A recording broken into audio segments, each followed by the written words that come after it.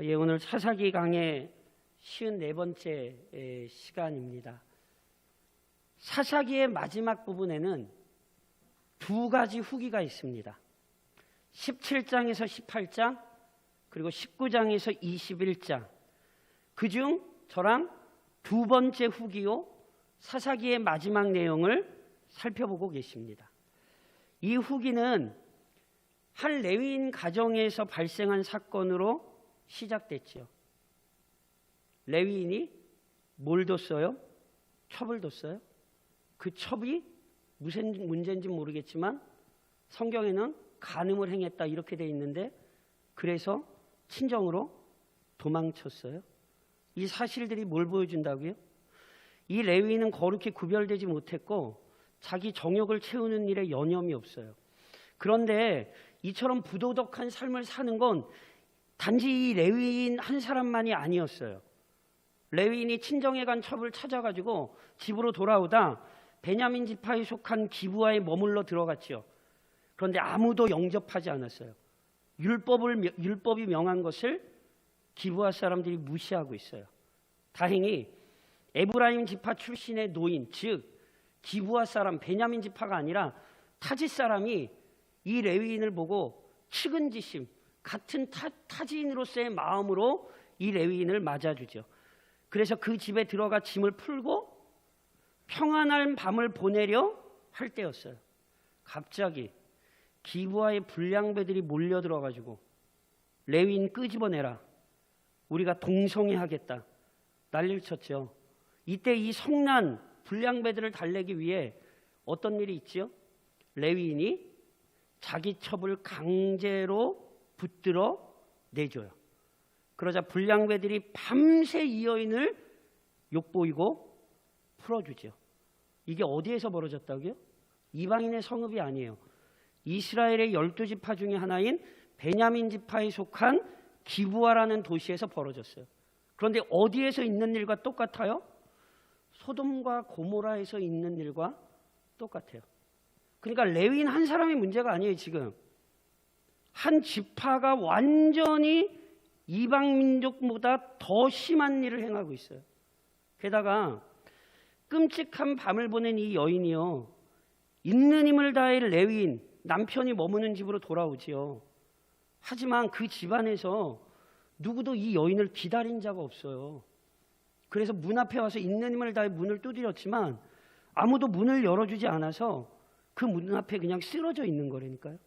이 남편 레위인은요, 잠 푹 잘 자고요, 아침 일찍 떠나려고 길을 준비하다가 문 열어보고는 자기 첩이 문 앞에 엎드러진 거 발견하는 거예요.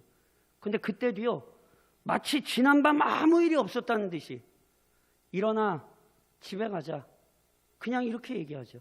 그래서 첩이 아무 대답이 없자 어떻게 하죠? 나귀에 싣고 자기 집으로 돌아와요. 그리고 뭘 하냐 하면 그 첩을 12조각으로 나눠서 이스라엘 사방으로 보냈죠. 그래서 이스라엘 각 지파가 그 시체 한 조각씩 받자 어떻게 그 장면이 마무리됐죠?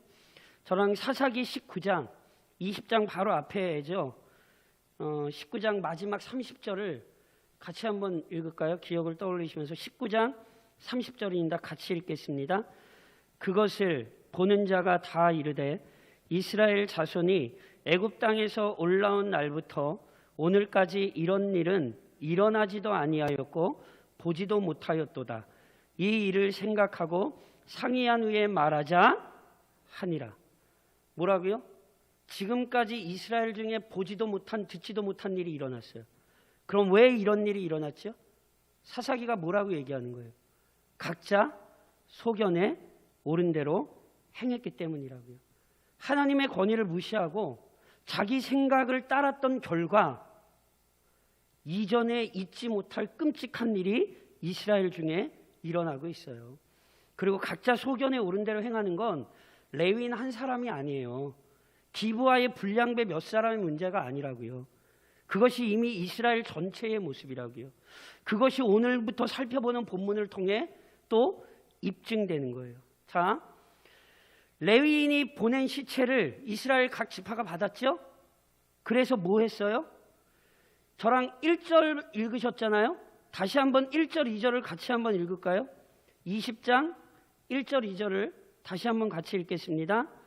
이에 모든 이스라엘 자손이 단에서부터 부엘세바까지와 길르앗 땅에서 나와서 그 회중이 일제히 미스바에서 여호와 앞에 모였으니 온 백성의 어른 곧 이스라엘 모든 지파의 어른들은 하나님 백성의 총회에 섰고 칼을 빼는 보병은 40만 명이었으며. 자, 레위인이 보낸 시체를 받자 각 지파가 난리가 났어요. 도대체 이스라엘 중에 이 듣도 보도 못한 일이 왜 일어났느냐. 그래서 뭐 했어요? 온 이스라엘 지파가 다 모여요. 단에서 부엘세바까지는 한마디로 우리말로 따지면 강원도에서 부산까지 위에서 아래로 다 모였다는 거예요. 길르앗 땅은 어딘지 아세요? 길르앗 땅? 제가 예전에 설명드렸죠. 길르앗이 어디를 의미하냐면 이스라엘 백성이 요단강 건너오기 전에 르우벤, 므낫세 지파 중에 반, 그리고 갓 지파가 요단을 건너오기 전에 땅을 분배받았죠. 그걸 뭐라 부른다고 말씀드렸어요? 요단 동편. 길르앗이 거기를 얘기하는 거예요. 그러니까 강을 건너서까지 지금 모였어요. 심지어 군사만 몇 명이요? 40만이 모였어요. 그럼 이렇게 온 이스라엘 백성들이 위에서부터 아래로까지 강 건너서까지 막 모여서 뭐예요? 저랑 3절을 같이 한번 읽을까요? 3절입니다. 같이 읽겠습니다. 이스라엘 자손이 미스바에 올라간 것을 베냐민 자손이 들었더라. 이스라엘 자손이 이르되 이 악한 일이 어떻게 일어났는지 우리에게 말하라 하니. 이게 지금 어떤 장면인지 이해가 되세요? 시체를 받아든 온 이스라엘 백성이 미스바에 모이죠. 그리고 누구를 불러낸 거예요? 그 시체를 보낸 레위인을 불러낸 거예요. 그래서 너 이게 도대체 무슨 일인지 우리 앞에 얘기해라, 이렇게 얘기한 거예요. 요즘 말로 얘기하면 소위 진상조사위원회가 꾸려졌다, 이렇게 생각하시면 돼요. 그래서 그 총회 앞에 와서 레위인이 지금 일어난 일을 얘기해요. 그게 4절로 6절이에요. 4절로 6절을 우선 저랑 같이 한번 읽으시겠어요? 4절로 6절을 잘 보시면서 한번 읽어보시겠어요? 저랑 같이 시작.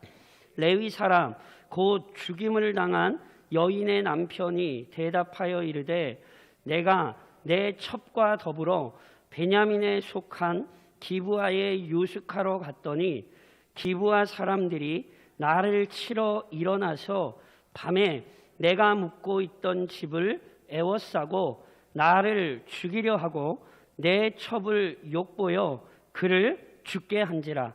내가 내 첩의 시체를 거두어 쪼개서 이스라엘 기업의 온 땅에 보냈나니 이는 그들이 이스라엘 중에서 음행과 망령된 일을 행하였기 때문이라. 자, 지금 레위인이 한 진술, 잘한 진술인 것 같으세요? 못한 진술인 것 같으세요? 아, 이 사람 레위인이잖아요. 말을 잘했을까요? 못했을까요? 아, 레위인이 어떤 직업인지 모르시겠어요? 쉽게 설명드려요.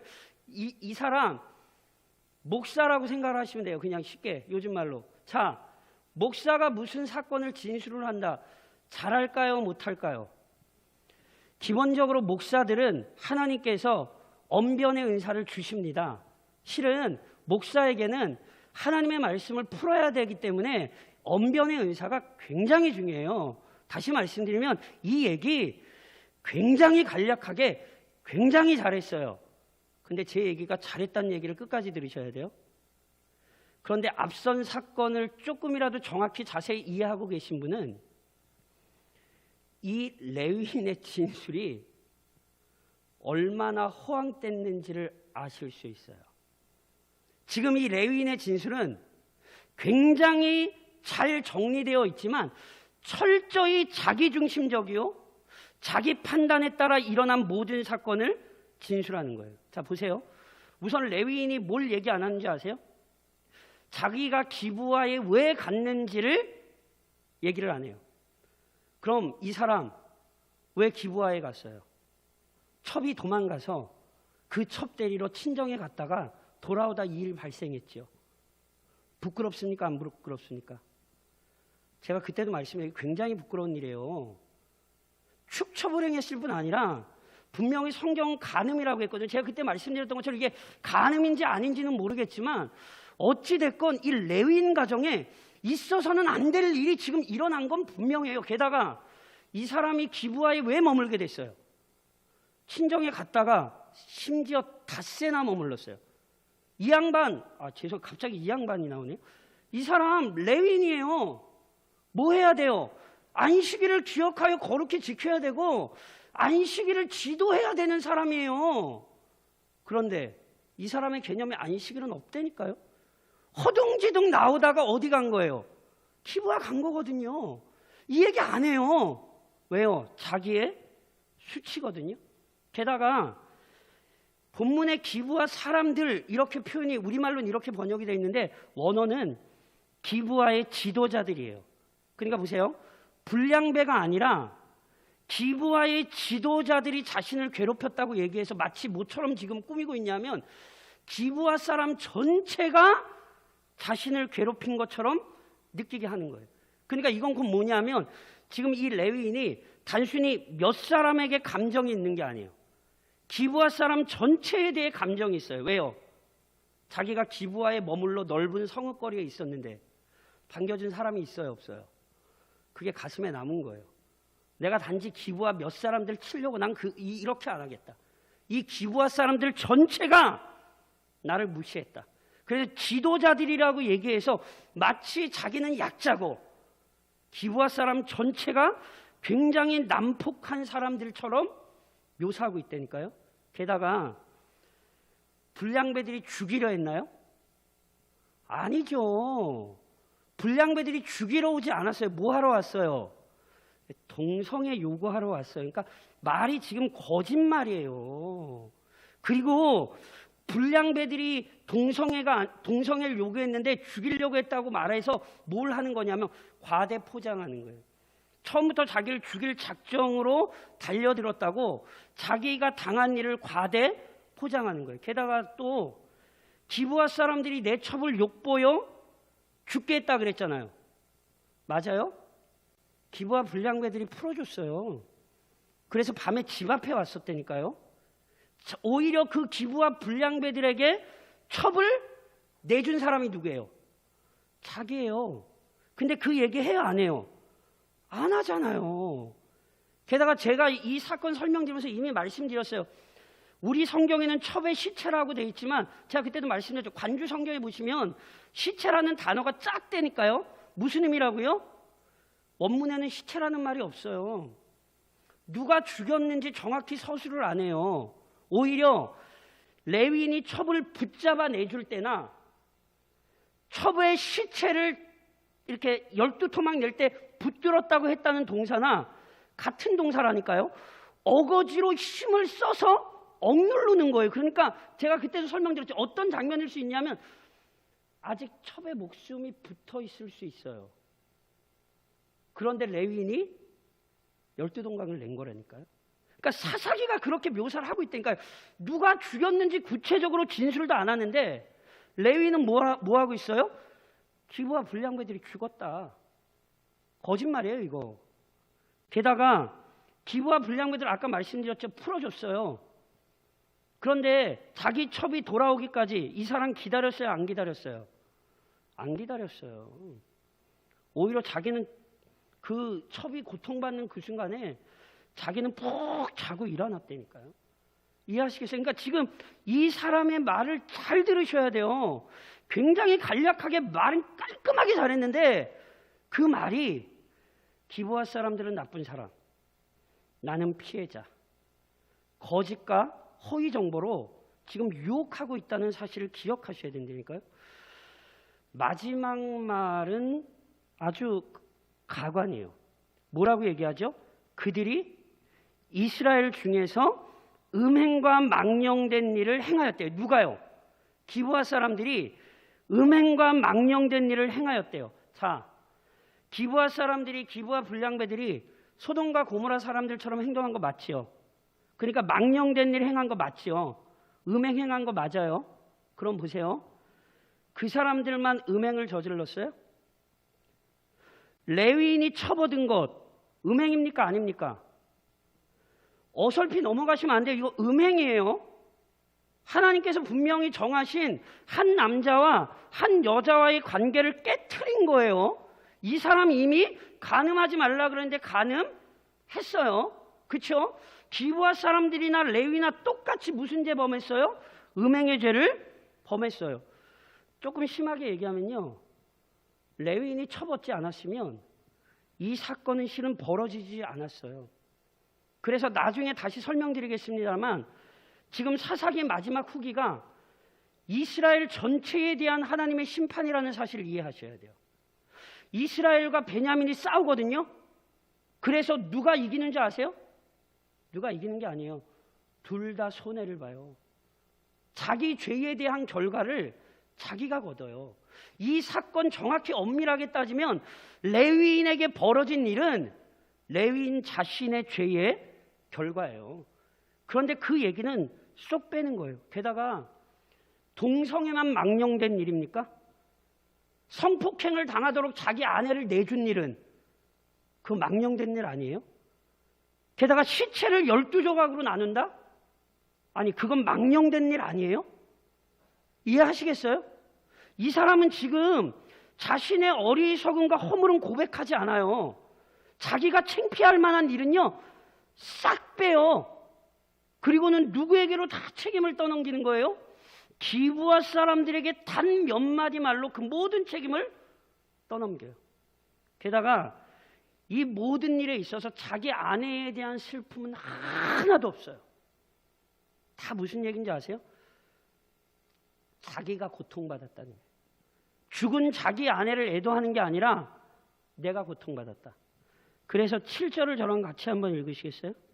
7절에 결국 이 사람이 마지막으로 이런 얘기를 하죠. 7절 같이 읽겠습니다. 이스라엘 자손들아, 너희가 다 여기 있은즉 너희의 의견과 방책을 낼지니라 하니라. 이게 무슨 얘기인지 아시겠어요? 하나님의 뜻을 구하는 건가요? 아니에요. 너희의 의견과 방책을 낼지라. 무슨 얘기하는 줄 아세요? 내 손으로는 원수 못 갚으니까 니네가 나 대신 원수 갚아줘.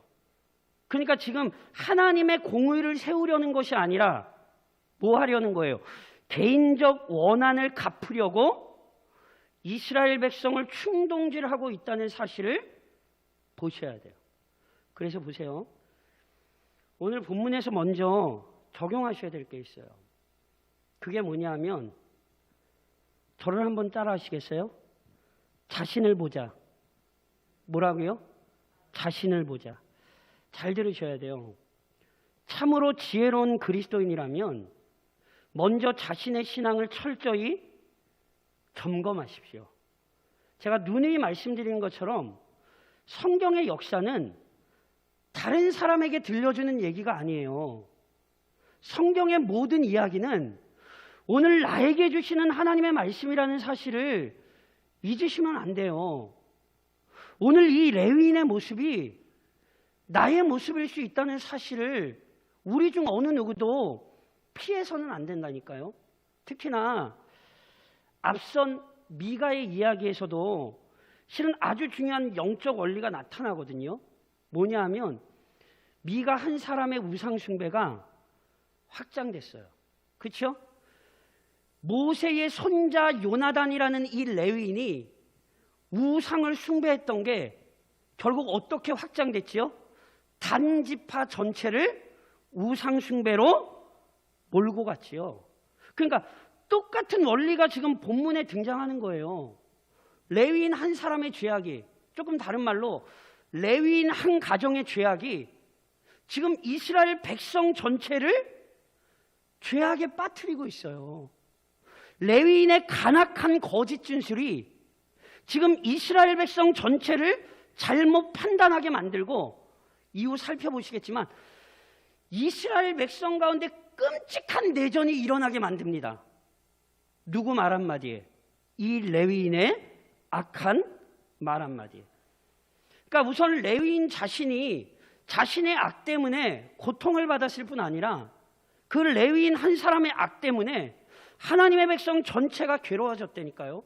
그러니까 이걸 자꾸요 나쁜 사람의 얘기로만 끌고 가시면 안 돼요.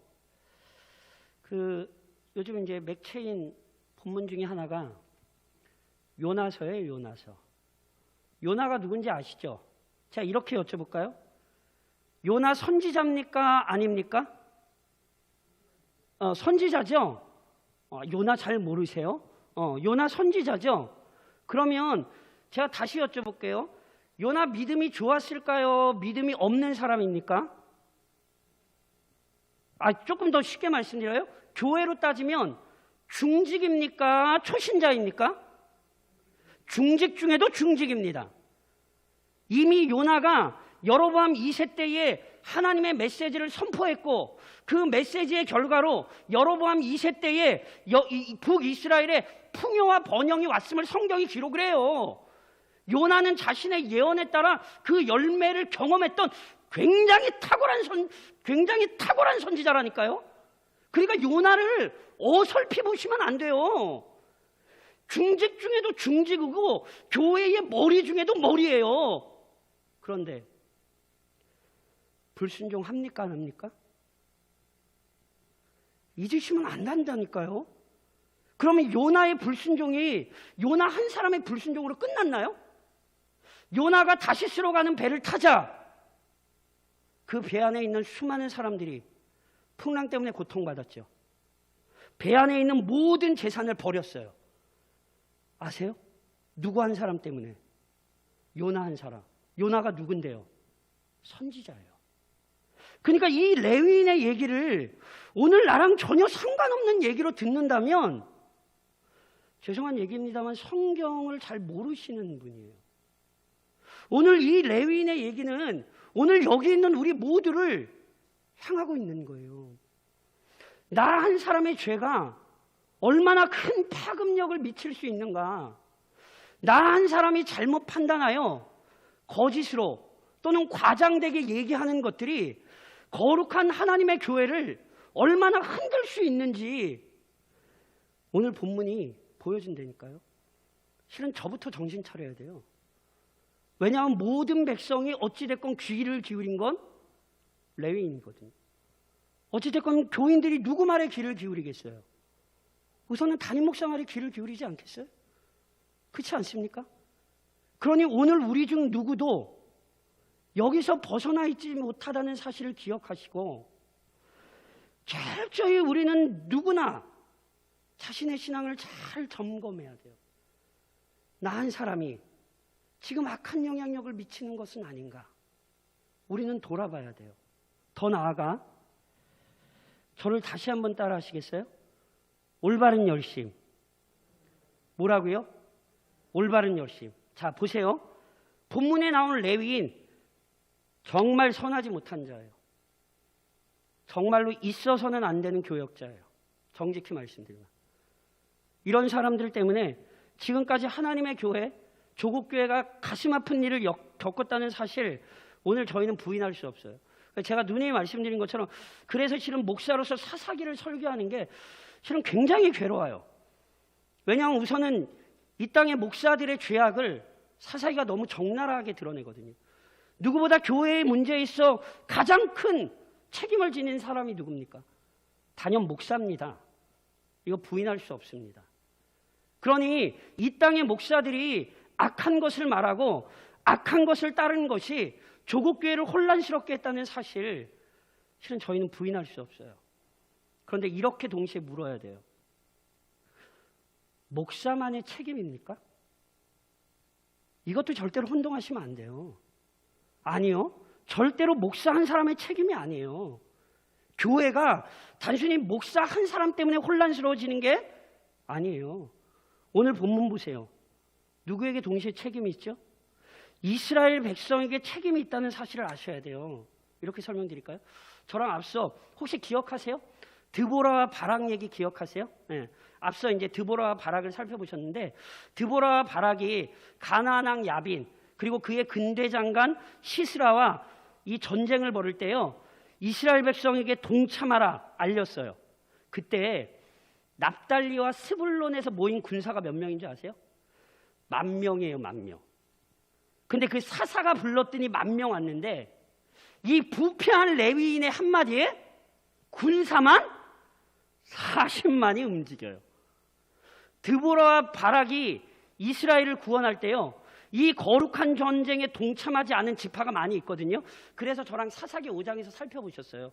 그 드보라의 노래에 어떤 구절이 나오냐 하면 거룩한 전쟁에 동참하지 않은 자들에 대한 책망과 심지어 저주가 나왔어요. 그걸 저랑 이미 살펴보셨어요. 기억하세요? 기드온과 있다가 이스라엘 백성을 구원하고 나자 어떤 일이 있었는지 아세요?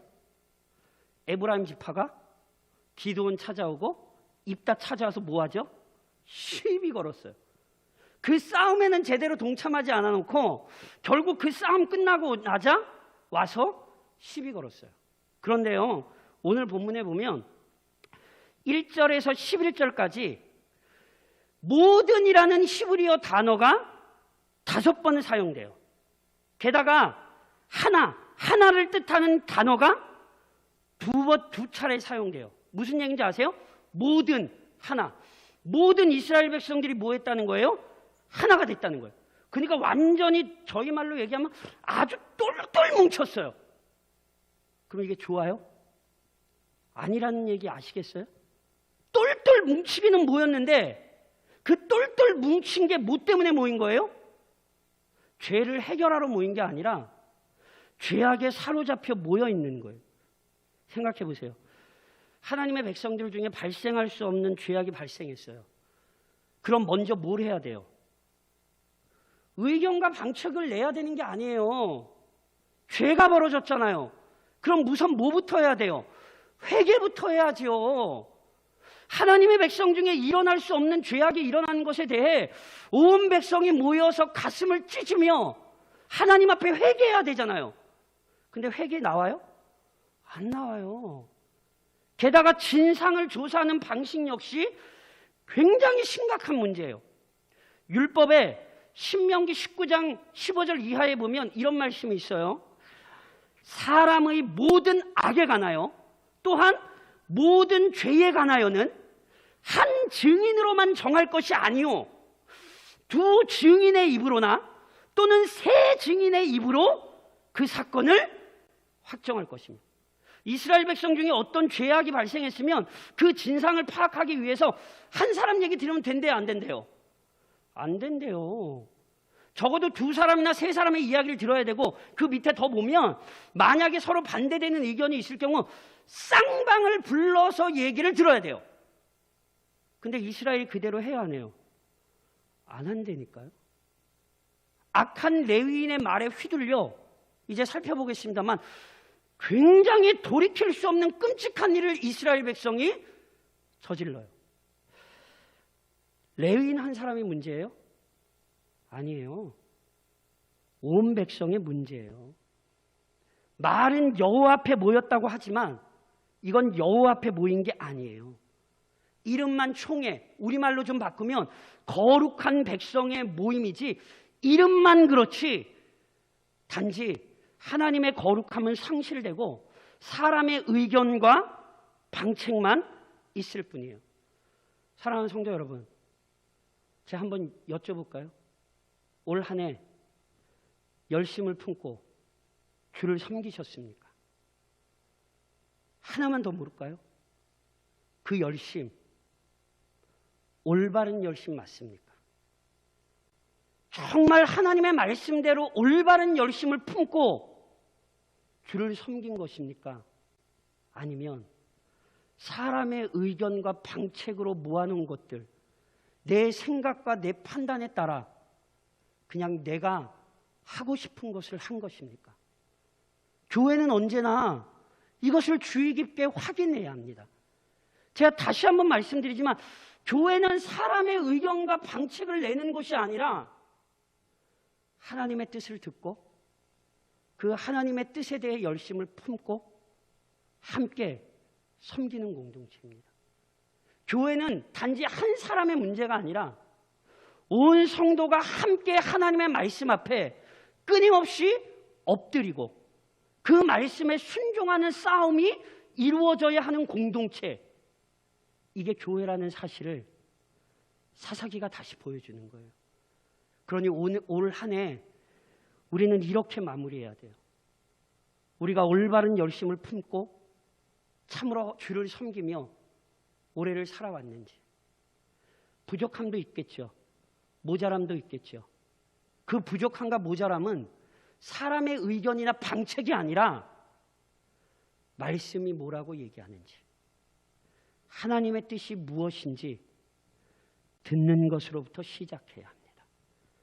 그리고 벗어난 부분에 있어 우리는 철저히 회개하고 돌이켜야 합니다.